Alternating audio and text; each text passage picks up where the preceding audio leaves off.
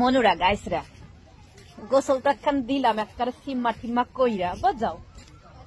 এত চেষ্টা করলাম মনুরা গাইসরা যে পানির মধ্যে একটু হিসুম দিমু, আইলেই না। একটা কথা তোমরা কি দেখছো, যে সময় আমরা ছোট আছিলাম সেই সময় কিন্তু বুঝাও মনুরা গাইসরা কমলিতে দেখি জানো, মানে যে সময় আমরা ছোট আছিলাম একটা কথা তোমরা তো জানো যে সত্যি কথা বলতে আমার খুব লজ্জাও লাগে না, শরমও লাগে না, কিচ্ছু লাগে না, ঘিনপিত লাগে না।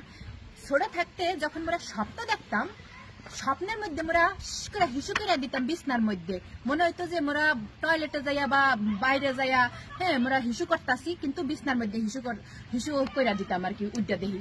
কিন্তু বড় হওয়ার পরে হিসুতে পেটটা টাম্বুস হয়ে থাকে, তারপরেও কিন্তু বিছনায় হিসু করি না। নাম্বার 1, নাম্বার 2, বড় হওয়ার পরে মানে সুইডেন আসার পরে পানির মধ্যে গেলেও কিন্তু মোরা হিসু করি না। কেন জানো এরকম হয়ে গেছে, এটা মানে কেন হয়েছে, কি জন্য হয়েছে আমি কিন্তু জানি না। তোমরা জানলে মোরা একটু জানাইও কমেন্ট করে বুঝছো।